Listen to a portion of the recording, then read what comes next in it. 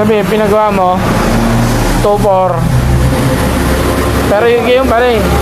Yung pa rin, lumalanga yung pinagawa. Ibig sabihin, magawa. Nag-start ng kanya, tapos ay kahirap buhayin. Ano siya nag-start ng namamatay pa rin. Nag-start pero hindi nabubuhay. Bagay yun. Oh, yan. Ganyan lang dapat. Oh. Kahit dirain mo. Dapat ay papagawa ko lang sa kanya.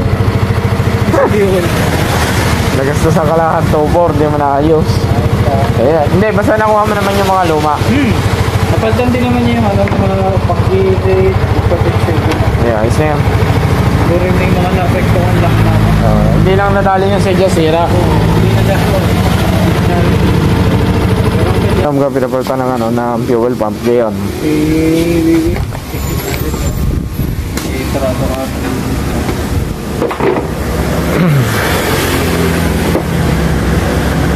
Nakapaltang ngayon pa rin.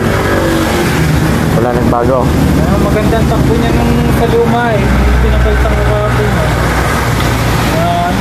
Parang nabibitin ang takbo. Popopol.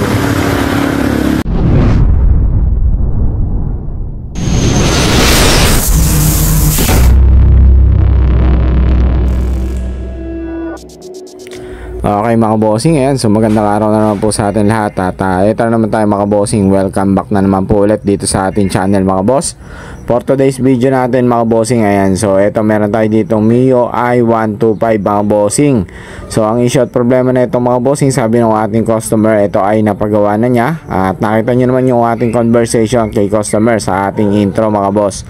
So pinagawa na niya yung unit, kaso ang problema hindi pa rin naayos, palyado at namumugak daw yung kanyang unit. Okay, so upon checking naman natin dito sa kanyang unit mga bossing, ay meron siyang error code doon sa kanyang dashboard. Okay, so kung paano basahin yung kanyang error code kapag kaganyan nagkakaroon ng ilaw ang inyong mga dashboard sa ating check engine mga bossing, dapat aware po tayo doon sa ating check engine na dapat hindi po siya umiilaw habang umaandar or tumatakbo po yung ating unit.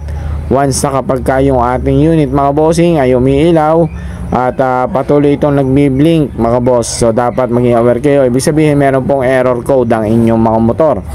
So doon po tayo magbabase muna sa kanyang error code mga boss para malaman natin ang issue ng unit natin. So kung paano naman basahin yung error code do sa ating dashboard is ganito lang mga boss. So susi lang po ninyo inyong motor at antayin mamatay. Iilaw po yan, kung ilan ang ilaw yun po yung ating error code. Okay, so ulitin natin mga bossing yung pagbibilang ng error code doon sa ating dashboard. Okay mga boss, susin natin ang unit, iilaw yung check engine, mamamatay po yan. Bilangin natin. Okay, 10 20 1 2 3 4. Okay, so kung makikita po ninyo pagbibilang po ng ating error code mga bossing, kapag ka po mabagal ang ilaw mga boss, ang bilang po noon ay by tens. Kapag ka naman po nagsunod-sunod or mabilis yung pag ilaw ng ating check engine, ang bilang naman po noon ay by 1. So ibig sabihin ang error code po natin ngayon mga bossing ay 24. At ang error code 24 naman mga bossing ay ito po yung tinatawag nating auto sensor. Yan po yung nakalagay sa ilalim ng ating block, yung ating mismong head, katabi po ng ating tambucho mga bossing. Ayan, mapapansin po ninyo putol magkabila yung sakit ng ating auto sensor. Okay mga bossing, so yan lang po yung issue at problema ng ating unit ngayon mga bossing. So ang daming ginawa sa unit niya, gumastos nga siya ng 2,400, pero ang problema hindi naman naayos yung kanyang unit. So ang ginawa natin dito mga bossing, inayos lang natin itong kanyang auto sensor. At dahil nga yung kanyang sakit mga bossing ay sagad-sagadan yung putol at wala naman tayo dito ng sakit, so kung ganyan din ang issue ng inyong unit, wala naman problema. Ang gawin lang po ninyo, pwede nyo i-direct, maglagay kayo ng wire, direct lang po sa magkabilang wire mga bossing yung sakit at saka yung ating ating wire dun sa ating auto sensor. So wala naman magiging issue, problema yan mga bossing. Ngayon, kapag lumabas pa rin yung issue ng ating auto sensor kapag nagamit na natin yung unit, ibig sabihin madumi naman po yung ating auto sensor. So ang gagawin lang po ninyo kapag ganun is lilinisin lang yung ating auto sensor. Okay, so kung makikita nyo, ito pinalitan din niya siya ng fuel pump. So sabi nga ni customer, mas lalo daw lumala kasi replacement lang kasi ito yung kanyang ginamit na fuel pump. So hindi niya sure kung talagang pang MIUI 125 nga ito. Then ang ginawa na lang natin dito mga bossing is binalik natin yung kanya original na fuel pump. Then pinalitan na lang natin ng filter kasi yun lang yung issue na nakikita ko doon sa kanyang fuel pump. Walang problema yung fuel pump, tanging fuel filter lang yung may problema dahil napakadumi na. So ang ginawa natin ay pinalitan na lang natin ng fuel filter. Okay, so back to standard, binalik natin kung ano yung mga sira, yung pesa na ginamit na pinagpapalitan para mabalik natin sa tama tayo sa kanya. Kalit na. May error code pa rin niya hanggang tinaandar.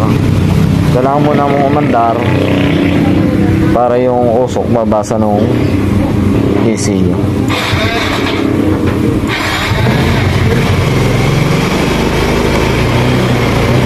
Pagka meron pa rin, linisin natin yung auto sensor. Ayun na, nakagarne lang ka na eh. May ilaw na garne. Wala yung papunta na naman. Wala na. Wala na. Kasi natin, ayun natin kung lalabas pa. Pag yung umilaw, madumi pa rin. Wala na, hindi na umilaw. Ganyan nga yung blink lang blink. Ganyan, pagka sinusin mo ganyan, dapat hindi na siya ilaw. Huwag mo na siya i-start. Pero pag yan, umilaw pa ulit, sabihin may code pa, may error code yan. Ngayon, hindi na umilaw, sabihin good na.